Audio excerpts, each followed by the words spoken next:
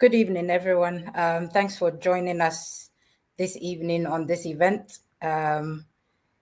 We are here with our hosts, Douglas and Ruth, and our speakers, myself, Catherine, Michael, and Christina. So I'll leave as our honorable host to start the event. I know we've got a few people joining us here on LinkedIn. We've got people joining on YouTube as well. So in in a few minutes, please do um, hold on for us to start promptly. Thank you.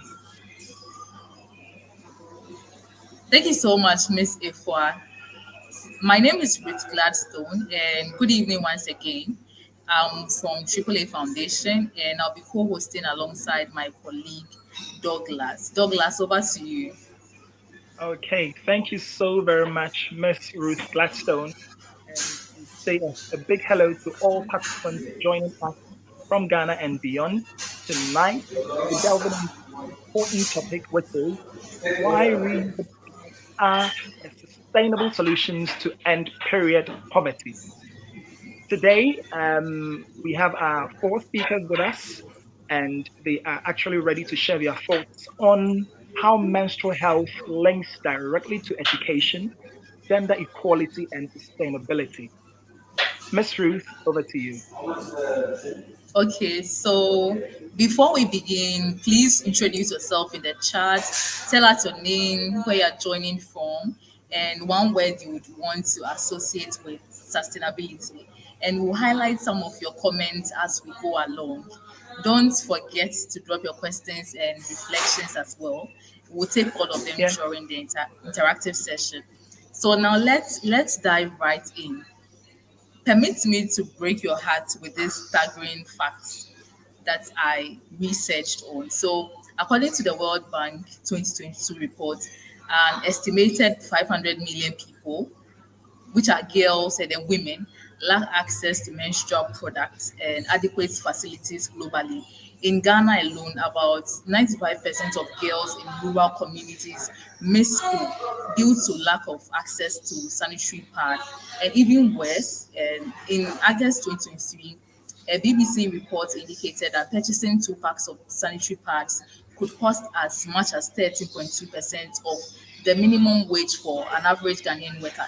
So now put yourself in the shoes of a young teenage schoolgirl in a remote community in Ghana whose parents cannot afford pads regularly. How do you think you will be able to manage your periods properly while keeping up with school? So in today's discussion, we would explore why reusable pads are a sustainable solution to end period poverty. We'll highlight why it's important to engage men and boys in the fight against period poverty. We'll also address some misconceptions that people still have about menstrual health and reusable pads, right? So, as Miss Ifa rightly mentioned, in this conversation, we are joined by Michael Oppong, the founder and CEO of Crimson Liberation Hub, Christina Becker, a member of the Crimson Liberation Hub Advisory Board, Catherine Schreiber, who is also a member of the Crimson Liberation Hub Advisory Board, and our very own Ms. Ikwa Amponsa, the founder and CEO of AAA Group. So it's my pleasure to welcome our first speaker, Michael Lupon, the founder and CEO of Crimson Liberation Hub. So, Michael Oppong is a PhD student in business administration at the Open University of Malaysia, Accra Institute of Technology Center. He's also the founder and director of Crimson Liberation Hub, as I mentioned earlier, and he's championing menstrual equity and female empowerment. He also serves as the CEO of Michael Sidlake Writing Services and contributes as a design thinking coach, creative strategist, and youth leader. Currently, he works as a senior administrative assistant at the Research and Grant Center, Heritage Christian University, supporting research and innovation. So, welcome, Michael Oppong. We are very excited to have you here. And my our first question to you would be: As a male leader in this space, many are curious. What inspired you personally to get into menstrual health advocacy? And how do you see the role of men and boys in the fight against period poverty?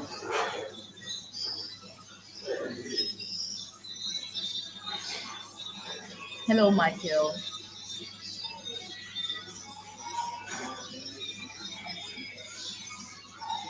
Please, we can't hear you. Okay. Okay. Okay. Hello. Hello, Mr. Michael Oppong. Are you there?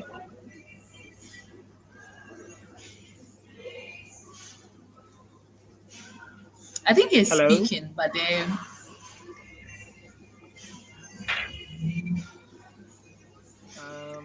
we If don't you hear can you, Mike, Michael. yeah, Michael, if you if click on the settings, you see on the, like in the lower part, there is the setting part, and there you can click on the audio and change the audio setting for your laptop. Yes. Yeah, perfect. Great. Uh, Am I audible now? Yes, very, Yes, Yeah. you're very loud and audible. clear. All right. Sorry for that. Thank you very much, Ruth. And uh, I also want to greet all our viewers. Um, well, for me, when I first learned about the challenges that women and girls face due to period poverty, and for that matter, they have to miss school. Some of them have to use some unsafe materials as substitutes to sanitary pads, and also the feeling of shame for something so natural. I mean, it hit me deeply. So as a man, I realized that I couldn't just stand by. I felt the responsibility to also act and to listen to their struggles, and also in a way try and amplify the voices because they are often too silent. So that is what inspired me to take up this initiative. And particularly, I'm someone who, growing up, just have a single mother. I have a younger sister. Then, thankfully, I married. I have a wife. I have two beautiful daughters. So I'm always surrounded by females, and so something like that struck me. No, I can't sit back, and so I needed to, take this further, and we are here. And I must say that the journey hasn't been always easy. There were moments of doubt. Is this thing going to work as a man, or are people going to take me seriously because it's not my area? Um, some cultural stigmas to confront. I remember one professor from our university had a meeting with me that he has seen what I'm doing, and this period issues is far beyond me. Um, I mean, the stigma. He tried to justify why things are like that. So sometimes I needed to face that, and also in my own learning, I need to, learn from it. But every conversation with a girl who sees that our support has made her regain her confidence is something that is rewarding. So I kept doing. So this has transformed me. It has shown me that we always have to step in when we are needed, no matter how unconventional it might seem. So this is basically what inspired me as a man. And I think the role of men, we all have sisters. If you don't have sisters, we have mothers, we have friends who are women, and so we can't we can't sit back. This is not a woman's issue, but it's a human rights issue. I mean, and therefore everybody must be interested in contributing their quota to help. So I believe that as men, we also have a role to play so that we can all help in the fight of period poverty. That is what I can say. Thank you so much, Michael, for those insightful words. So, like you rightly put it, it's not a woman's issue, it's a human rights issue. And we all have mothers, we all have sisters, we might all get married and have wives and probably daughters. So, once boys and men step up and get involved in Yeah. the fight against period poverty to go a long way, we are very excited about your response. And then we'll move straight to the next question, more about our reusable parts. Over the years, we've been focused on disposable parts, and despite the cost and all, people still argue that disposable parts are still what we need. But from your perspective, what makes reusable parts a game changer compared to disposable parts and other interventions from your perspective? Yes, I believe that reusable parts, we shouldn't just look them as mere products, but consider them as a lifeline. Lifeline because they offer affordability. There is sustainability also in it, and these are issues that the counterparts, like the disposable counterparts, cannot offer. And so that's what makes the reusable parts so special. I mean, gone are the, some years back, our grandparents were using this. It's something that has been tested and tried over the years, and so it is good. Now, I think for many girls and women, the cost of disposable parts is a burden every month. No matter how small the amount may be, it's always a burden for them to be buying that every month. And so, if you meet young girls who don't have the means to do this monthly, then they are forced to um, make tough choices. Um, do they sacrifice their food to buy the pad? Do they have to miss school and go and find some work so that they can be able to buy parts? Or what can they do? And sometimes they resort to unhygienic means. And so reusable parts comes in to change this issue. It gives control over health and finances while reducing environmental waste. Okay, let's look at all the parts that women have to use every month and ask ourselves, where do these parts go? They end up on the street somewhere, some gutter, some corner. Where do they go? But reusable offer a better alternative. And so if you see the pride in women's faces when they learn about reusable parts, it's so rewarding. Sometimes we go out there and even people that you think can afford the disposable parts will be chasing us for the reusables. Because after learning that, wow, this is an alternative which is so great, then you can see the pride in their faces.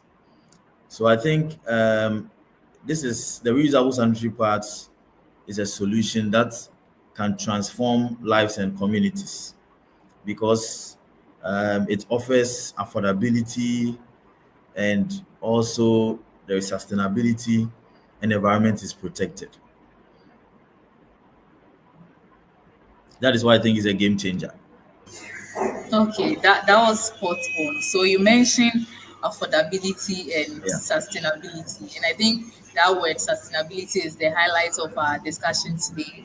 We are happy to hear that reusable parts offer both young girls and women hope and an opportunity to still remain in school despite the cost of the other intervention or the cost of the disposable parts. So, being the founder of Crimson Liberation Hub, I would like to ask you what role your organization has played so far in advancing sustainable menstrual health solutions? So beyond the reusable parts, or in addition to the reusable parts, what role has Crimson Liberation Hub played in our community or in the country as a whole?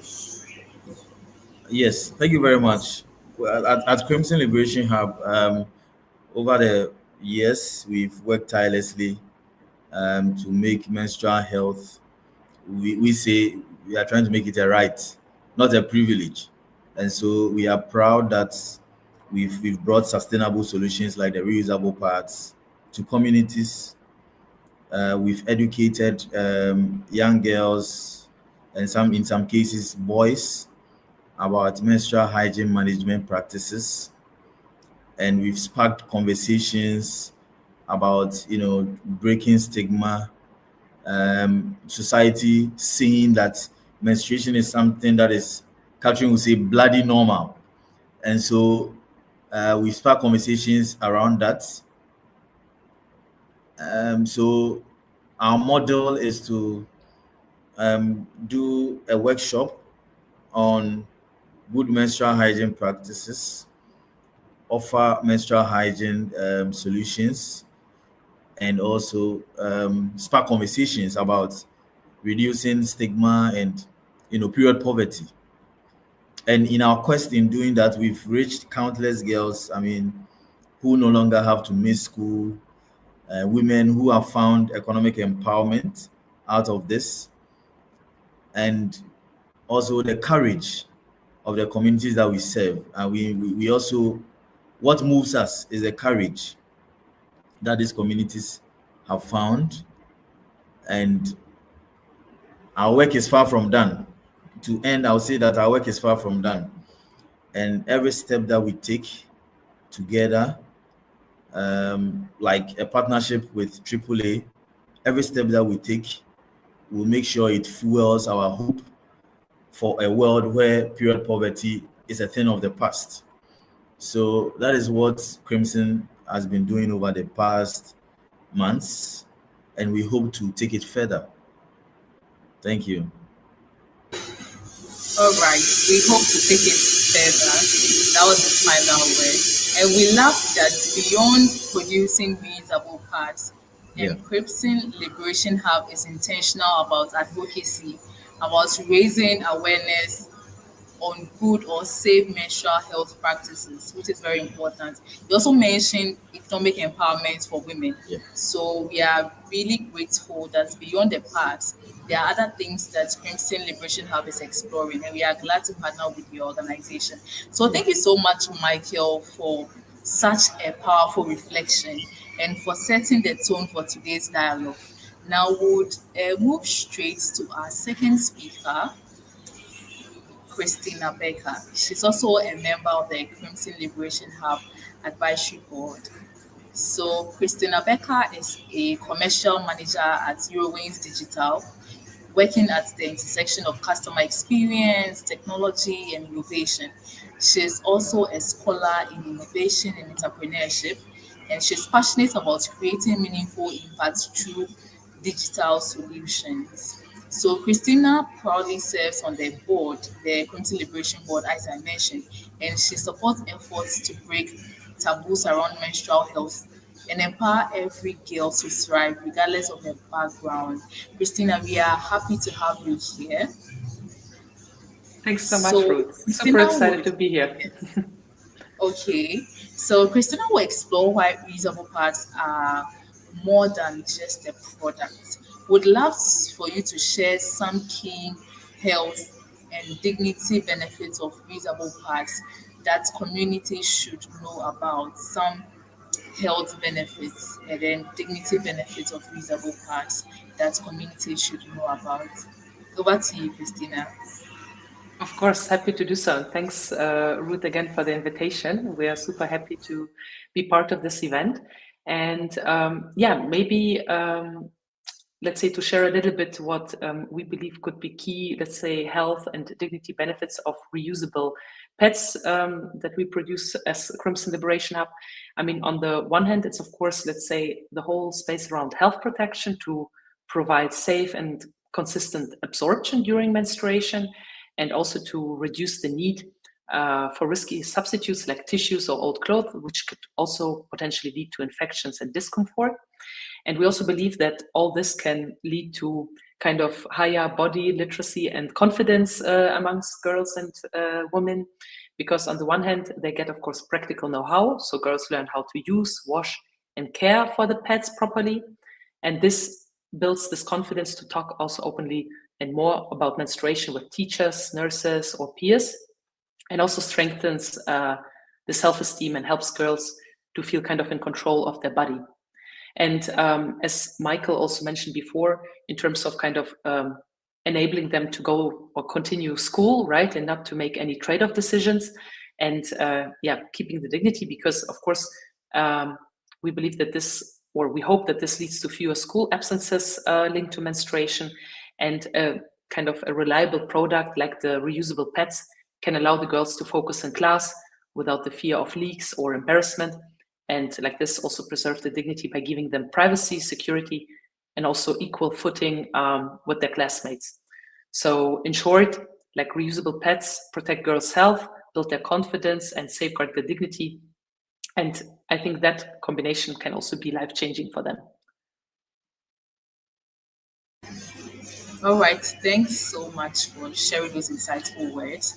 And so you've mentioned that reusable parts protects the dignity of young girls. It also saves them and then strengthens or enhances their confidence when they go to school. Now, beyond the health factor and then the cost factor, as Michael already mentioned, how do you think reusable parts contribute to protecting the environment? What are some misconceptions that you think people still have about reusable parts, and how do we overcome them?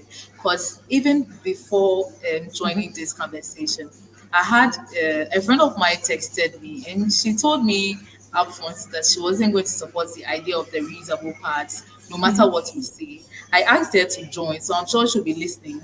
She wants to know. Great. Yes. So beyond the health and cost factors, how do reusable parts contribute to protecting the environment?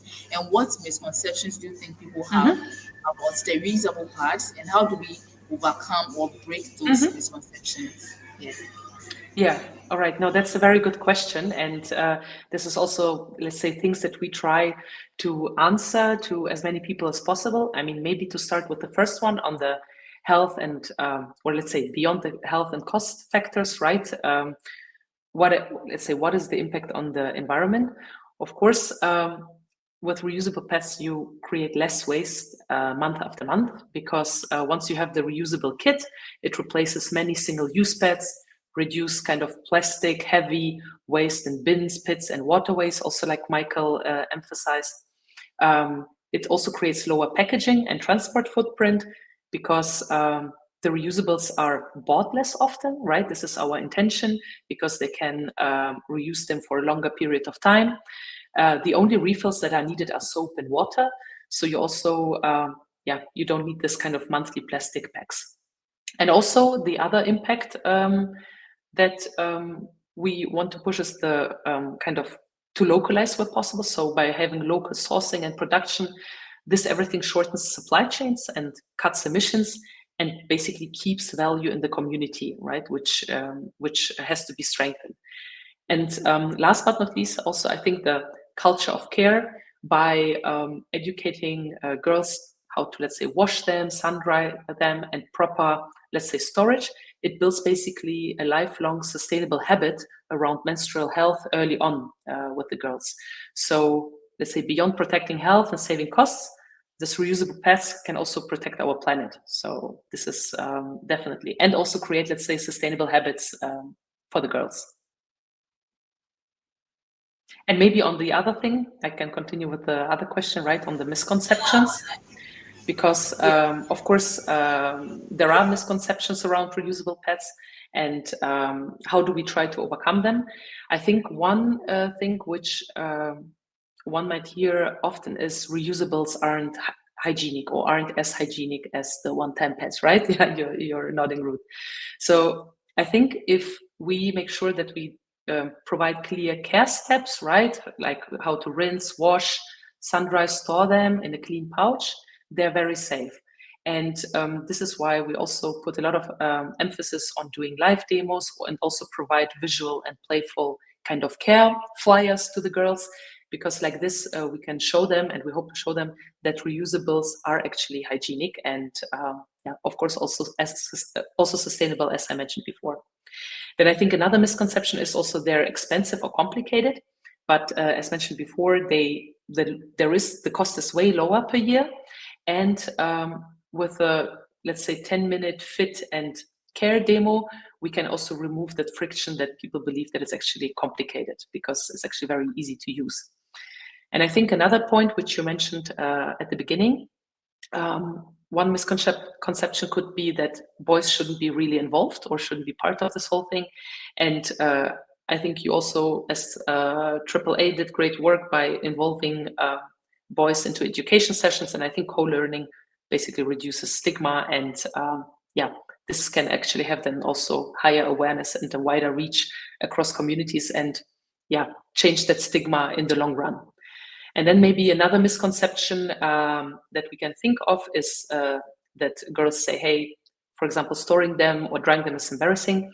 But I think providing discreet drying and storage guidance, and also what we as Crimson Liberation Hub do is providing discreet pouches. Like this, we want kind of to avoid this also misconception that it's embarrassing to kind of have them, because once they're kind of discreetly stored, no one can see them, and you can carry them in your backpack, for example. Okay, thank you so much, Christina. Of course, And thank you. I very appreciate touching on the misconceptions and how to counter them.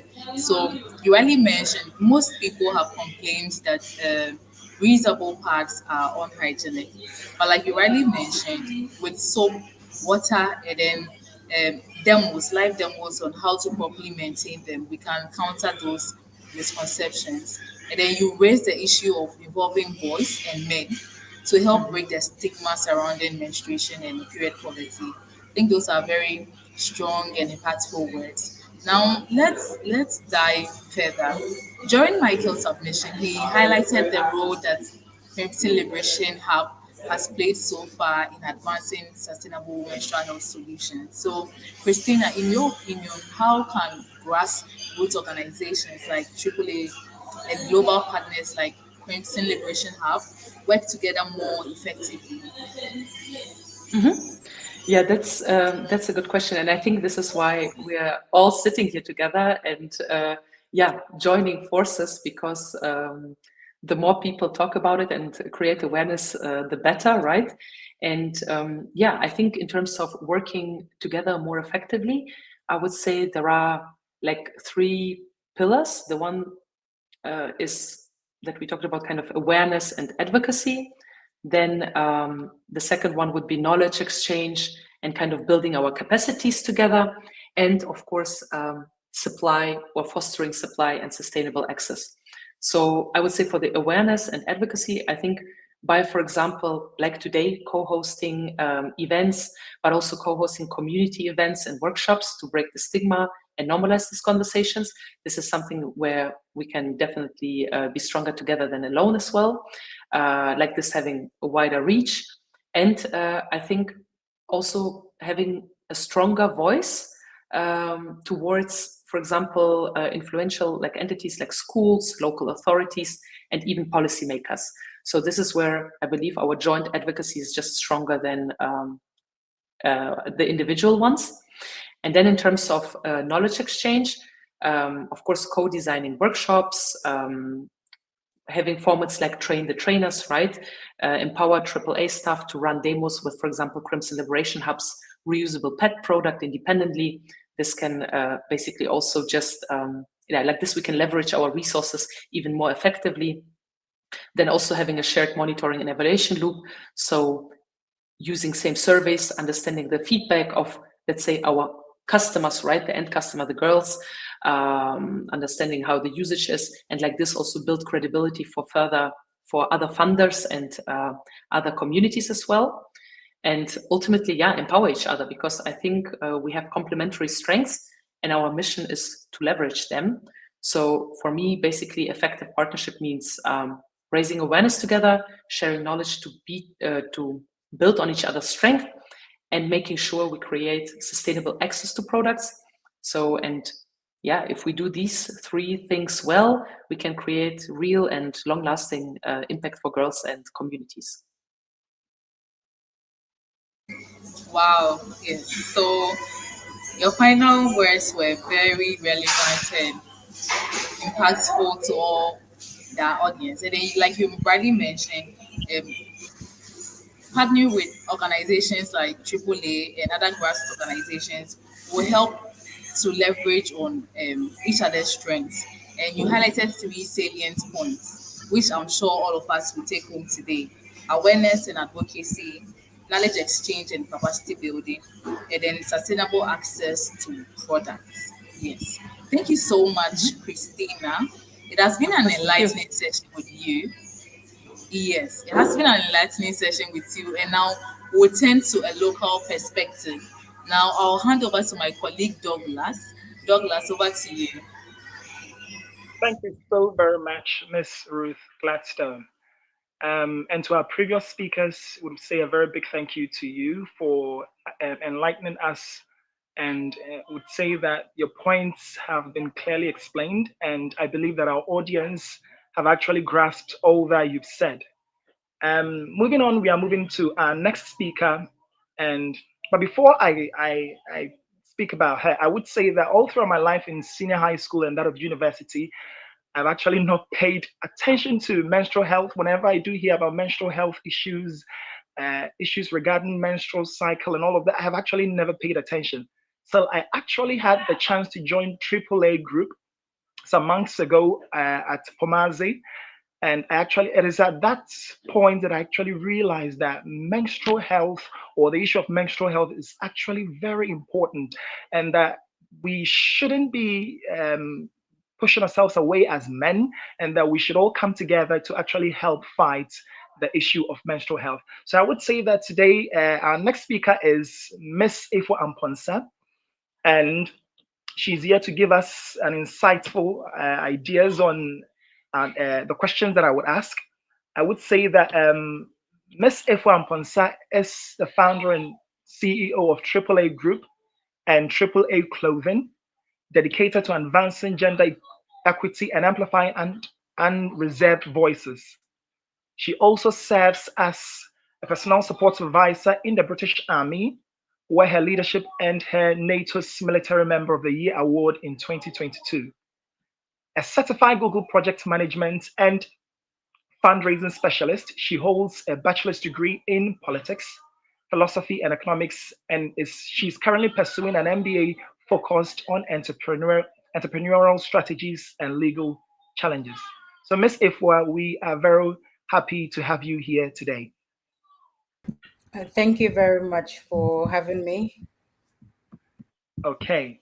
So, Miss Ifwa, my first question to you is that uh, with you and your team recently at Pomazi some months ago, can you give us an update on the Pad a Girl campaign at Pomazi School?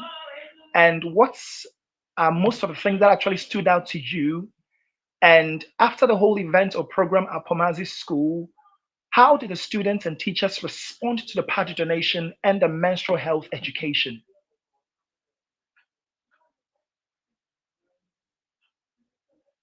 Thank you very much, Douglas, and for all the submissions so far. It's been very insightful.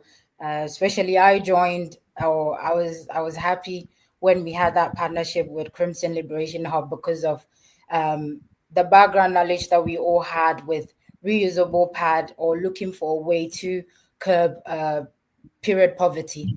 It's something that shouldn't really be happening in 2025. And every time we run the Pad a Girl campaign, which is one of our main initiative with Empower Her, because when we talk of women empowerment, there's no way that we can leave menstruation out of it, or period for that matter. We as women even shy from saying period or even mentioning it, God forbid, we bleed. But at the end of the day, it shouldn't be a reason for any child or any girl to miss school because of that. There are already other things causing absenteeism. Menstruation shouldn't be part of it. So in Pomaze, from talking to the elders, the teachers, the community as a whole, we've realized that menstrual pad is accessible. However, the cost of it is the main issue. Especially in Ghana, we all know they've put a tax on it because pads is seen as a luxury. I do not know who thought pads are a luxury because I mean, I don't sit down and think, oh, today or Monday I'm bleeding. Oh, should I have it? No, I don't do. We don't have that. That luxury. It is not a luxury. It's a necessity that every girl should have access to it, regardless of their background.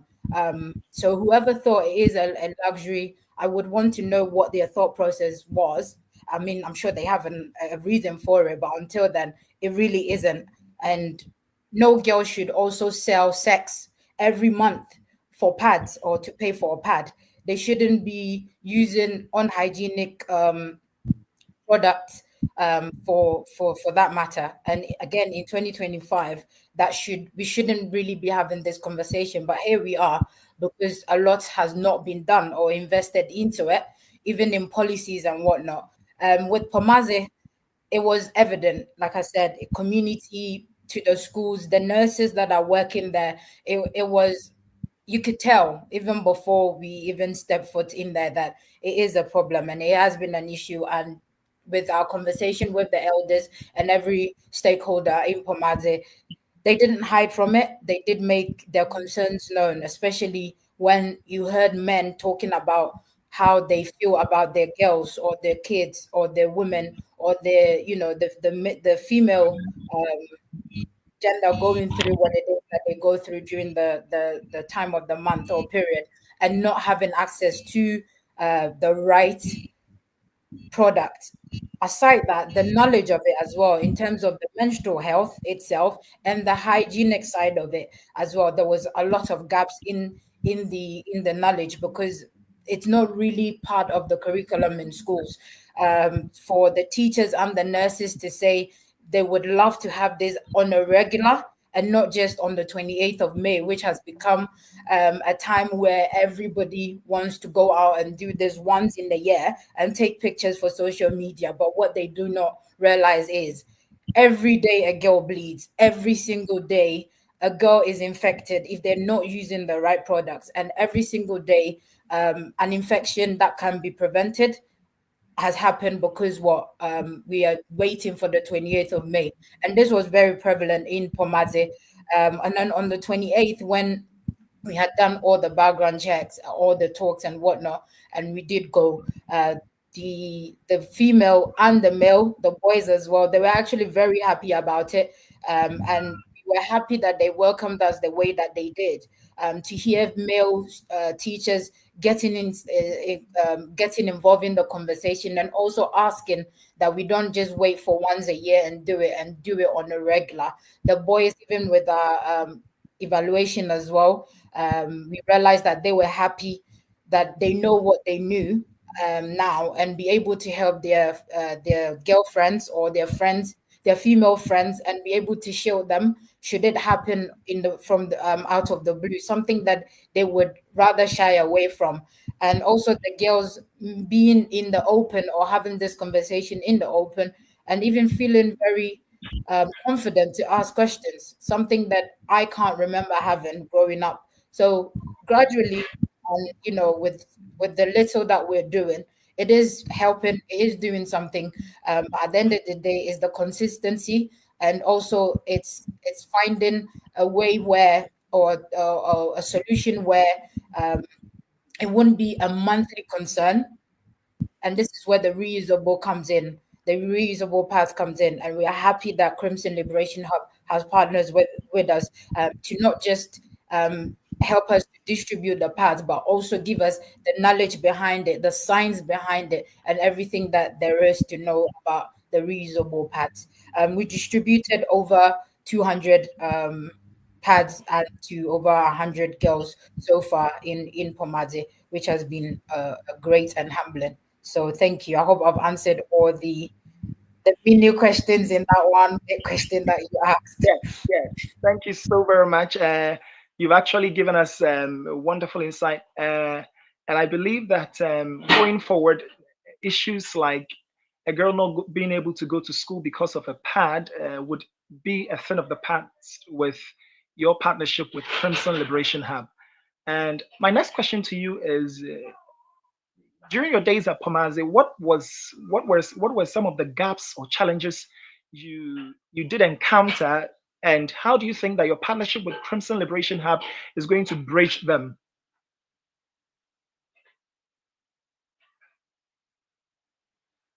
Right. Thank you for that question. Again, I wasn't physically there, but from all the discussions that we've had, I mean, Douglas, you've been there, Ruth as well, who is more or less the face of it and the lead on everything that has taken place in the Pomazi area with our Part a Girl campaign.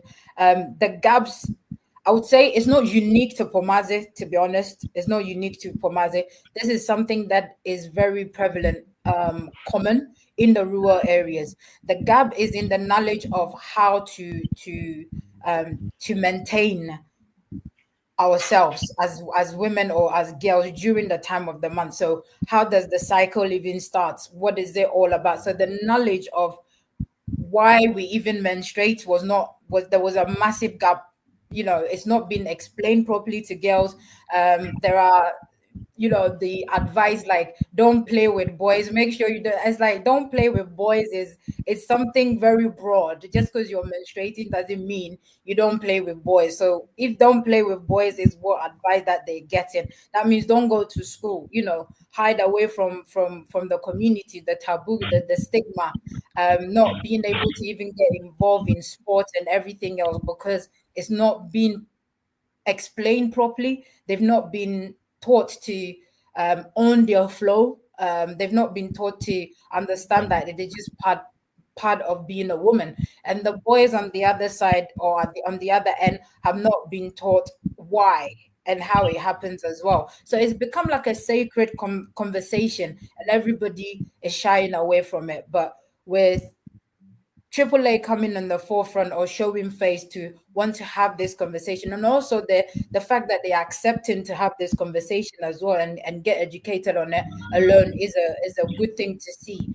And with the partnership, I mean, Crimson Liberation has got um, people with not just the product, they've got the knowledge, they've got their SMEs on the hygiene, their SMEs on how these pads will work, their SMEs on a whole lot that AAA group might not be able to have. So with that partnership, with us being on the ground to know that there is the need, or there's this gap of knowledge that needs to be bridged, and with Crimson Liberation Hub coming with their SMEs and people with the knowledge and the background in the making of the pad, why it's important and everything else in between, the scholars and whatnot, it comes as a whole, because then we'll be able to not just bridge the gap but in knowledge, but also in how we're moving forward sustainably, to be able to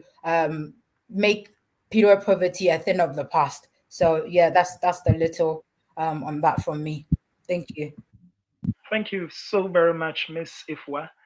You did mention that the Pomade event or Pad the Girl campaign at Pomade was is actually not unique to Pomazi. And so my question to you next is, looking ahead, how do you think we can replicate or scale the Pomazi event or projects in other underserved communities as well?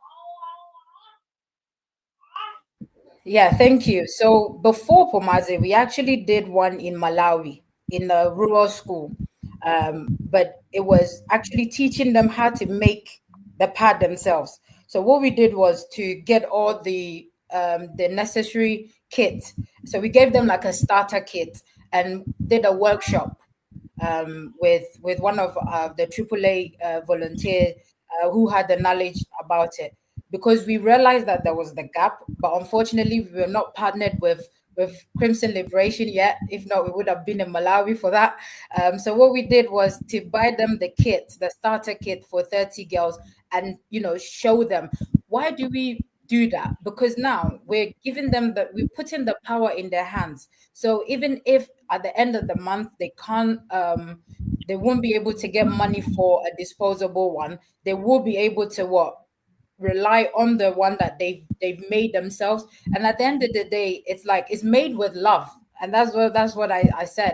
It's made with love. And at the end of the day, is the fact that they're making something to cater for them. So we give the power back to them. And this is why we don't go and just distribute pads for the sake of distribution. Is the need. You need to make sure the need is there. Is the community ready to then take this need and work with you? Do they have a different solution? What is the solution? So in educating and talking and bringing together the local knowledge, it makes it easier for us to then scale and replicate what is being the solution that we have, or the solution that has come on board. So now, if we are to go, whatever that we are able to find in, or the solution that we're able to find in Pomadze, we would then have lessons learned. I mean, all the time when you go to a new place, you make your mistakes, you learn from it, and you know how to move forward. From Pomadze, we've realized that the need is there. We know that some of these girls are ready to try the reusable pad, but I think Ruth did mention that a friend is very skeptical about this reusable pad. So was I in the beginning. Like, thinking about it, like how are we going to make reusable pads? And but then when you research, and again, it's a knowledge gap for me as well, and for most people out there, is a new thing. Whenever there's a new idea, there's a lot of people who don't understand it. But as we talk about it, like events like this, as we are able to do um, the show and tell, as we're able to get people to understand the knowledge and the science that has gone into it, it's only a matter of time that they will buy into it. I mean, if we look at menstrual products, look at how far we've come from using towels, from using cloth, from using tissues, from using now we have the sustainable ones, which are still disposable. I don't know how sustainable it is, because I've tried a few, and it's still not as sustainable as they advertise it to be. We've got menstrual cups, so we've evolved over time, and these things just wasn't accepted just because it took time for people to take it on board. And reusable pads will take time. But at the end of the day, as we are moving into a more sustainable world, it's one of those things that, as we keep talking about it, as we keep educating people about it, we will be able to scale this idea, and also to the point where the girls who use it will be able to then bring other girls on board to say, I've used it for so and so month or so and so years, and this is what I can tell you about it. And with all of that, we'll be able to then use that knowledge, use this real life experiences and real life stories to then move on to the next rural area, the next place where a girl is having to stay at home. And it's not just the product, it's also the fact that people, or girls and boys and men, will be able to feel comfortable to talk about it because they have the knowledge. The education and the knowledge around it is the most important thing. That is the only way we'll be able to then take the product on board and scale it. Thank you very much. Thank you, Miss Ifwa. We don't distribute pads for the sake of distributing pads. It's the need. A powerful line from Miss Ifwa. And Miss Ifwa, a very big thank you to you for enlightening us on these beautiful questions that I did ask. We are moving on to our next speaker, Catherine Schreiber. Please forgive me if I didn't actually pronounce the name right. Uh, No, she's an advisory perfect, board member perfect. of. Okay, thank you. She's an advisory board member of Crimson Liberation Hub. She holds an MBA and works as a consultant for innovation and sustainability in aviation at the Lufthansa Group in Germany. And she's also an innovation coach and innovation guests lecturer, sharing her expertise in creative thinking and transformation. As a member of the Crimson Liberation Hub Advisory Board And through her social engagement in West Africa, Catherine actively promotes gender equality and women's empowerment through education and advocacy. Miss Catherine Schreiber, we are pleased to have you on today's event. Thank you so much for having us on the panel today. Okay. So, my question to you is, Miss Catherine, can you tell us some of the reasons why you and Lufthansa Help Alliance are supporting this project? Yeah, maybe let me start with what the Lufthansa Help Alliance is. So the Lufthansa, for those you don't know, like it's an airline in Germany. We are a big airline group, but we also have one NGO in our airline group, like the Lufthansa Help Alliance. And basically, this team supports social projects around the world. They currently have roughly 60 projects around the world in their portfolio, and they're focusing on female empowerment topics, education topics, but also health topics. And the Crimson Liberation Hub is one of those projects, which is super nice that they saw the importance and urgency to support us and this crucial topic. And I, together with Christina, we both work for the Lufthansa Group in Germany, and we basically work as volunteers and support then the Lufthansa Help Alliance, but also the Crimson Liberation Hub. Basically, we built the bridge between those two NGOs. And when I came to Ghana 3 years ago and I met Michael, yeah, it was for me like immediately clear that I want to support this very, very important project because I'm a strong advocate for female empowerment topic. And in my opinion, like gender equality is a must have. So I really can't see girls suffering and not being able to fully use their potential. So therefore, I immediately decided to join forces with Michael. And before I met Michael, I wasn't also aware about the word period poverty, but because for us, like in Germany, um, there like we have like so many different products that we use for menstruation, and I wasn't aware about the challenges and hassles Ghanaian girls and women face. So therefore, a super, super important project, and I'm happy to support. Thank you, Miss Catherine. Um, what are some of your observations from community outreach programs in rural areas of Ghana regarding challenges teenage girls face due to period poverty?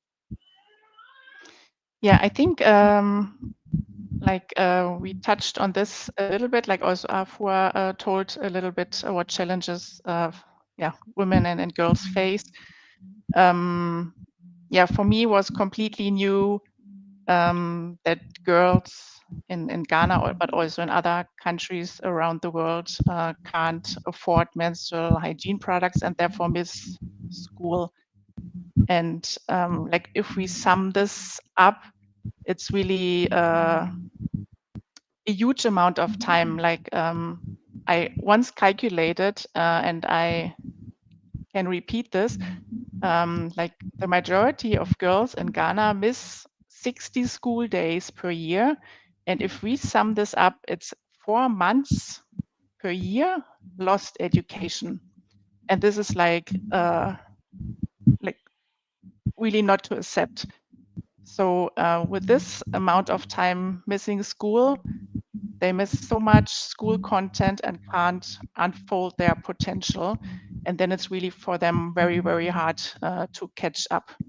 So yeah, this is one of the observations I made, but also when I luckily had the opportunity to join the Crimson Liberation Hub to also go on on-site visits and community outreaches.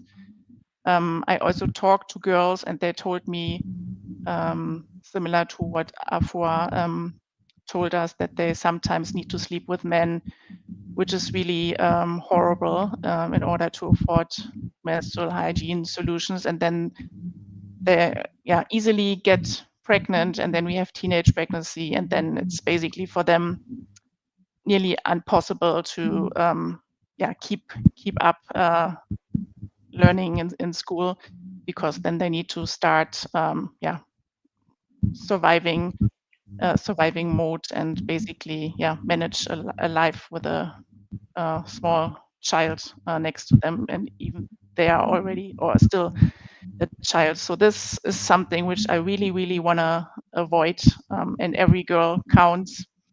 And the same for women. I learned that in Ghana, it depends a little bit on the region and also on the religion, the women belonging to, but some women told me that they are not allowed to enter the kitchen when they have their menstruation. So also women in Ghana tend to be not part of the society during their menstruation. And this is also something I really want to change, because menstruation, it's what Michael said, it's something bloody normal. It's nature. So why should girls and women be somehow punished with something that nature gave them? And actually, it's something nice, because due to menstruation, women and yeah, uh, women women are basically able to produce life and to get kids. So I hope we can break the taboo together and really enable women and girls in Ghana and beyond to have access to affordable menstruation solutions, so that they can take part in society and unfold their potential. Okay, thank you. You've actually touched on a little bit on the next question that I'm about to ask, but I would ask anyway so that you can go in much deeper. And so, with your findings and observations from Ghana and other countries, what do you think are some measures you've put in place to break these taboos and stigmas surrounding period poverty in Ghana and other countries? And can you share with us some of the stories where or situations where reusable pads have actually been a game changer? Yeah. So maybe me coming from Germany, in Germany, like kids, like also um, female kids and but also male kids, when they are in school, the fourth grade, normally like the whole class gets the sexual education for 1 year, but also they explain to the kids like what happens with your body, how is the female and male gender, what are the difference in your body, what happens like with your body, and then what happens if men and women have sex and produce a baby. So basically they talk about a lot about the sexual but also menstruational topics. And I think this is something very important to integrate it as early as possible in the school, not like from the beginning, but still before they get in this teenage phase, to really open up, tell them in advance what happens, so that they're all prepared with the changes they face with their body, but also the mood changes. And I think when they learn to talk openly about this topic, then it becomes something normal. So I would encourage and really hope that this also can be integrated in the Ghanaian school system in an early phase, and really can be discussed in an open way, and so that it's not like the taboo and stigma anymore, so that everybody opens up and is feels safe talking about this topic. So this is something I find very important. Another observation from other countries, I think it's also important to integrate it in media topics, like be it, I don't know, on TV, like also integrating different adverts from menstrual hygiene products, so that it's also becoming on the media side something normal. more TV shows talking about this product, about this menstrual hygiene topic, but also the different products girls can use. Also on social media. That's, for example, why we also partner with social media influencers in Ghana, because they are like a role model for a lot of young girls, and we hope if they somehow tell them that using reusable menstruation pads is a good alternative, not only because it's affordable, and you can use it like over 2 years, but also for this environment and sustainability, a very useful alternative. And I think if a role model explains this, they are more likely to follow. So this is also something where I see a lot of potential. And then, like with educating the Ghanaian girls, and also from an early phase, but also showing them the variety of different products, um, so that they also see it's not only the disposable pad that is available, and based on their needs, maybe later on they can also try menstrual cups or a tampon that we have in the Western world.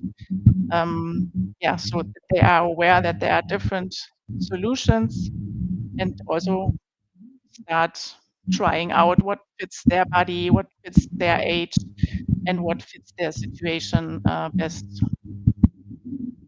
Yeah. Hey, thank you very much. I believe that public education is actually an important thing we all need. My final question to you is, what changes or policies do you think are needed to be put in place to help make menstrual health and reusable pads mainstream? Yeah, I think I can also repeat Afua's sentence. I can't understand why in Ghana, like menstrual solutions are taxed so high. If it's something what you need for your daily life, this should be like, yeah, uh, affordable, and like food. It's something you need on your everyday life. Therefore, like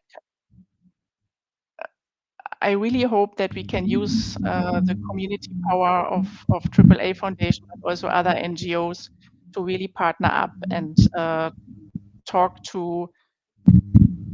government, to the government, but also to other politic agency, and discuss with them if there is a possibility to reduce or even to completely get rid of this unnecessary tax, so that it's really yeah, a product like food that should be available for everybody, regardless of the financial means he or she has in this regards. Yeah, it's regardless of the financial means the girls and the women have. So this is, I think, the main approach I would see to get rid of this tax. Thank you, Catherine, and a very big thank you to our three previous speakers.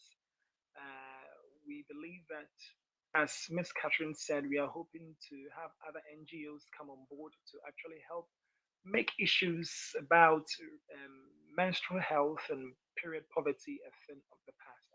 And we believe that your partnership with AAA Group would actually go a long way to help our young girls out there, so that in times of need they wouldn't actually have to miss schools because of menstrual period.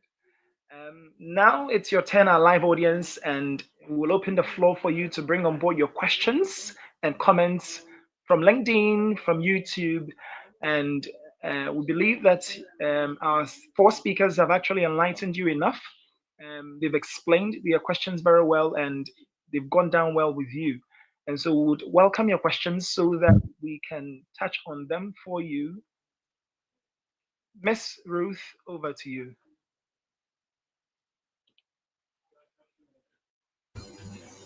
Okay, thank you so much, Douglas, and thank you to our speakers. So we'll dive right into the comment section and highlight some of the comments from our audience. So this is Priscilla. Priscilla says, great initiative, reusable pads not only support the environment but also make menstrual products more accessible and affordable for communities. This will surely create lasting impact. Looking forward to this. So Jennifer also says, wow, this is so inspiring, Michael. Keep up the good work. Okay, Okay, thank you. this is We have Ruby says, I'm Ruby joining from Ghana. I am excited to learn about brands of sanitary pads that are uniquely reusable and their connections to women empowerment and sustainability. Thanks for organizing this event. She says this is very insightful. And this is Jacob. Jacob says, great people, great panel discussion, great initiative overall. Thank you all for your effort. Yes, I think, okay, and Priscilla also says, wow, that's inspiring. So this is our comments so far. We are hoping that there'll be more questions. I don't know if our audience have questions for our speakers. well, Miss Ruth, if you don't mind, I actually have a question directed to Michael Oppong. And so, Mr. Michael Oppong, you did actually mention that you are surrounded by females, and that when you look forward, when you look left, right, center, or behind you, all you see is women. And so, my question to you is, did you ever feel like giving up in your fight to end period poverty? Yeah, thank you very much. Yes, when we started, yes, it was difficult. As I explained earlier, some one professor from our university approached me. He's a historian, and so he gave me good reasons why the period poverty is like that, and the stigma and the taboos around it, and told me it's something that I cannot fight because it's something that is normal. So sometimes I feel like, I mean, just giving up. And also in terms of finances, because the reusable parts, for you to get the technical specifications right, they are quite expensive. And so um, it also was a contributing factor. So yes, sometimes it was tough, but um, we pursued it nonetheless. Okay. Yeah. My second question is, what was it for you? What actually sparked? Um, or I mean, how do I even put it? What was it for you that actually made you bring up this whole organization, Crimson Liberation Hub? I'm sorry, I didn't catch the first your first statement. The line was Yes, breaking. I was saying that. So I was saying that what was the spark, or what was it for you that actually made you come up with this beautiful organization, Crimson Liberation Hub? Yes, so yes, thank you very much. So in 2023, there was a challenge at Heritage Christian University where I work, um, design thinking workshop organized by Impact Week. And so we had several tracks, and I was fortunate to be part of the female empowerment track. That was my interest, so that's what I did. And we had to work on a challenge. The challenge was how can we make menstrual products affordable to young girls and whatnot. It was around that, and so that is where the whole thing started from. We had to interview young girls in our community to get their feedback because that's what design thinking is about. And these were the issues the young girls were mentioning, that they cannot even get money to buy disposable parts every month. Their parents couldn't afford. Some of them were living with their guardians, some of them living with their aunties and whatnot. So they said they even feel shy to go to them and say that, can you please give me money to buy pad? And sometimes when they go to their mothers, tell them, at your age, can't you save money and buy pad? So when we got this feedback, interviews with the young girls, that's where the whole thing started. That's where the whole thing started. We had to go deeper, interview more girls, and we said, no, let's solve these problems in our own way. So that is how the spark started. Impact Week, coming to Heritage, and the challenge, interviewing the young girls. And maybe to add on this, like, can you hear me? Can you hear me? Yes, we can hear you. Back. Maybe to add on this, since the founding of the Crimson Liberation Hub, like roughly 2 years ago, like we visited roughly 7 communities in Ghana so far. In rural areas, they like basically reached out to us and asked us to come and hygiene sessions, but also to distribute some of our pets. So we were super happy, yeah, to come to 7 regions so far, and in total we educated roughly 1,600 girls and boys in the rural areas, and looking forward to also join forces here with AAA Foundation in September roughly, where we go together to the central area and visit schools there. So I look already forward and can't wait.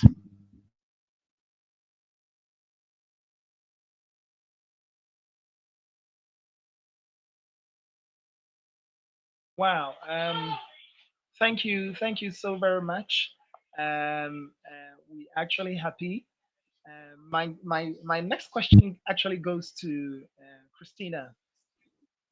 And Christina, do you think that reusable pads have come to stay? And what measures are you and Crimson Liberation Hub putting in place to ensure the continuous existence of reusable pads?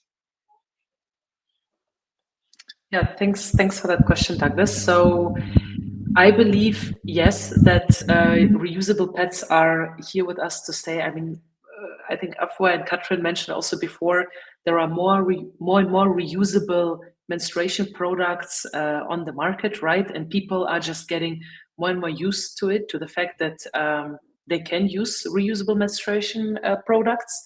And with the fact that it's, let's say, lower in cost, and if there is, let's say, the product is more accessible, we believe that this really can make an impact also in the rural communities. And I think in terms of adoption and what can help it is definitely what was also mentioned earlier, all the awareness campaigns, education campaigns, meeting the people on site and having the demos, right, how to use and care for them.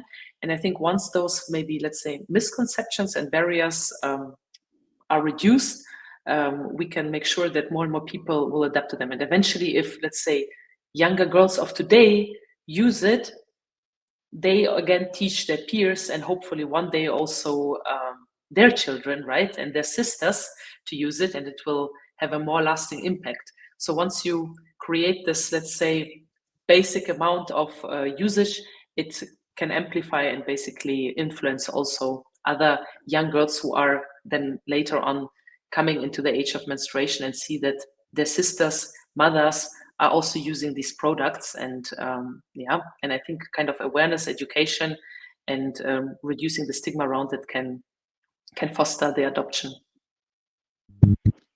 And I also think reusable menstruation pads fit quite well to Ghana, because like when we come to the different rural regions, we also explain them it's quite easy if you use your reusable menstruation pads, like regular exchange it like after 4 or 6 hours depending on your flow.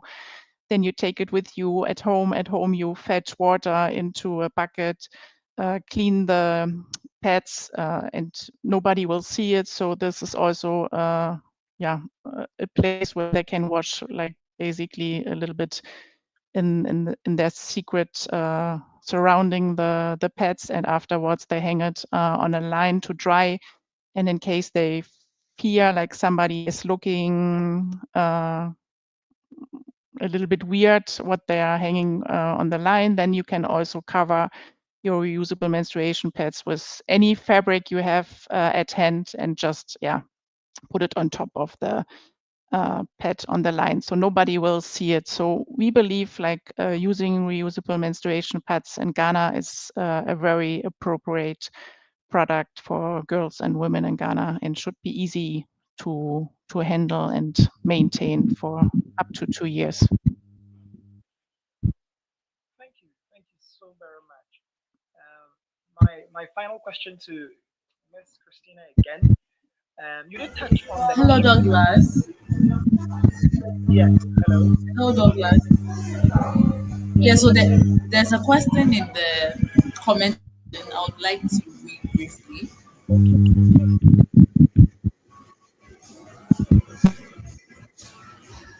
Am I audible?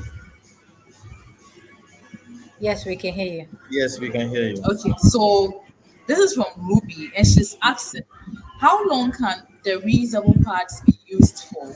Also, aside from rolling out this initiative for marginalized groups for its sustainable purposes, are there any walk-in shops for purchase for folks who can afford it? I'm new to this, so forgive me if my question sounds basic. Question to Mr. Oppong. Did the SDGs goals for gender equality and enrolling girls in schools complement your personal motivations to start this initiative? So I think it's a three-in-one question, and it's targeted mostly to Mr. Oppong. Yes. Thank you very much. And thanks for the question, Ruby. So, um, yes, the SDGs are also part of the reasons why I champion this. Female empowerment, education, and also water. So these are the three top SDGs that um, sparks my interest for this project. Then the second part of the question, um, Ruth, can you the second part of the question? Yeah, so she's asking how long the reusable parts can be used for. And she's also Okay. asking whether there are walk-in shops for folks who can afford it. Yeah, thank you very much. So yes, um, the reusable parts, I mean, if you take very good care of it, can last up to 2 years. We advise that maybe up to 2 years, then you can maybe discard it and use another one.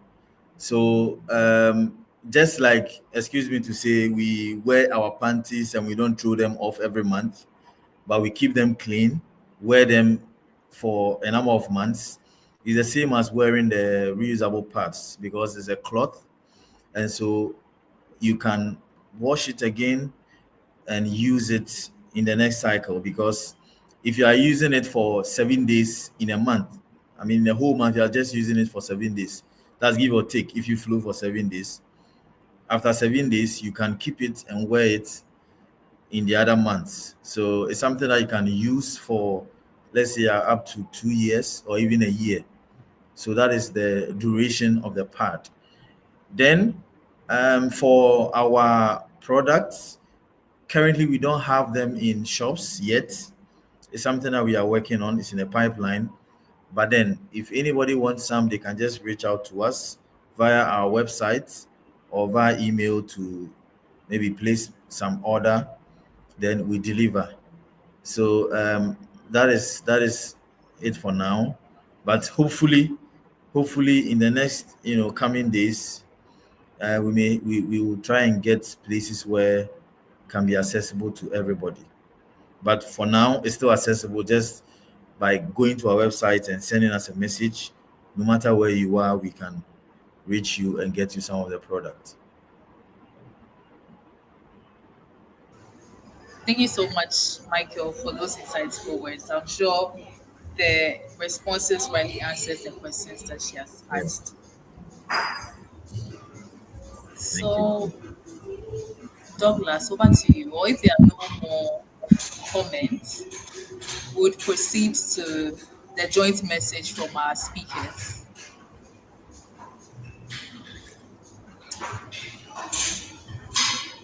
So, at this juncture, would invite our speakers to share their final words. So, in 1 minute, this time we'll start with Catherine.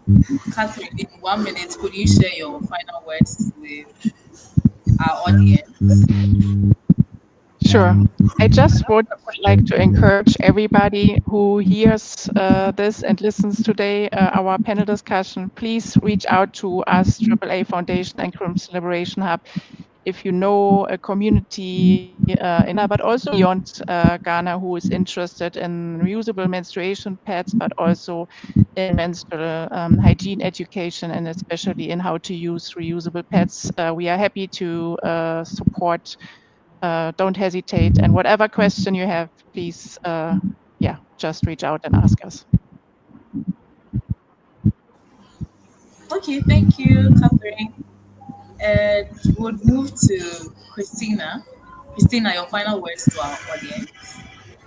All right. I mean, first of all, thanks so much for having us. It was a pleasure to meet you guys and yeah, be part of this panel today. And I think maybe to add on Catherine's call to action, I would also say if people hear, let's say, about this initiative and you know, kind of donors or institutions that can also support funding, please reach out to us because, of course, initially, in a startup stage, you always require more funding in order to support and yeah, lift it off the ground.